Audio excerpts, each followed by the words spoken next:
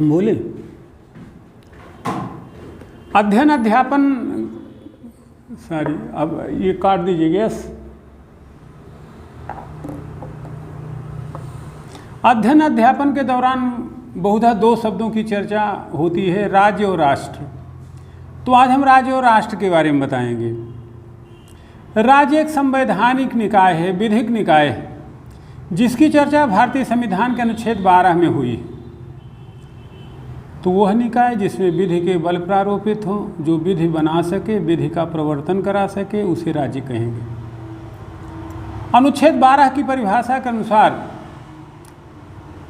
यदि अन्यथा अपेक्षित न हो तो राज्य के अंतर्गत भारत सरकार और उसकी संसद, राज्यों की सरकारें और उनके विधानमंडल तथा राज्य नियंत्रणाधीन स्थानीय और अन्य प्राधिकारी राज्य की कोर्ट में आएंगे।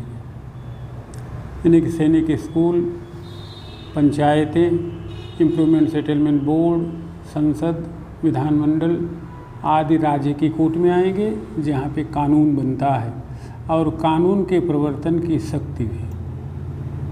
ऐसी दशा में आपका घर भी छोटे स्तर पे राज्य होगा, जहाँ आपके माँ बाप और बड़े भाई और उसकी पत्नी के बुलाए गए रूल रेगुलेशन को स्थानीयता के धरी तल पर फॉलो अप किया जाता है। तो ये तो हुआ राज्य। इसी के बरक्स जाने राष्ट्र एक भावप्रवण निकाय है, जहाँ पे अन्य चीज़ों के साथ साथ एक विशेष संस्कृति की समाविष्टि होती है, एक विशेष भाव समाविष्ट होता है।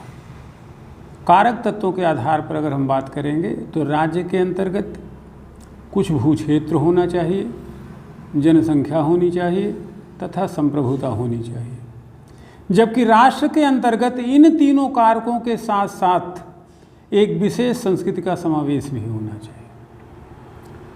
राज्य एक प्रसार परक और निर्माण परक अवधारणा है।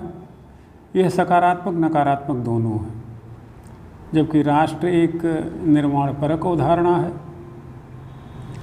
और यह सकारात्मक। जब राज्य प्रसार परक होकर के साम्राज्यवादी हो जाता है तो नकारात्मक मूल्य धारण कर लेता है, और जबकि राष्ट्र अपनी एक सीमा के साथ विशेष संस्कृति के साथ जीता है, अपने राष्ट्र को जीने के धरातल पे जीता है, समझने के धरातल पे जीता है, अपनत्व के धरातल पे जीता है, इस नाते राष्ट्र सकारात्मक। हाँ, अगर इसी के साथ आप बात जोड़ देते हैं राष्ट्रवाद, तब ये खतरनाक हो जाता है। गुरु रविन्द्रनाथ टैगोर कहते हैं, नेशनलिज्म इज द ग्रेट मीनस, राष्ट्रवाद खतरा।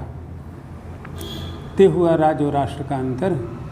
राज्य एक विधिक निकाय है और राष्ट्र एक भावपूर्ण निकाय है, जहाँ एक विशेष संस्कृति की समाविष्टि जरूरी है। अभिप्राय हुआ कि कारक तत्वों के आधार पर मीनाइटू से भूक्षेत्र, जनसंख्या और संप्रभुता के आधार पर दोनों में भेद नहीं है। भेद है तो किसी या विशेष संस्कृति के समावेश का। आगे फिर मिलते हैं नए वीडियो के साथ, तब तक के लिए धन्यवाद, शुभकामनाएं आपको। इलाहाबाद 23 अक्टूबर से मुख्य परीक्षा के साथ आपकी कक्षाएं शुरू होंगी, वहाँ के लिए आप अपने आप को तैयार करें और अभी कानपुर ऑफलाइन कक्षा के लिए आएँ। धन्यवाद।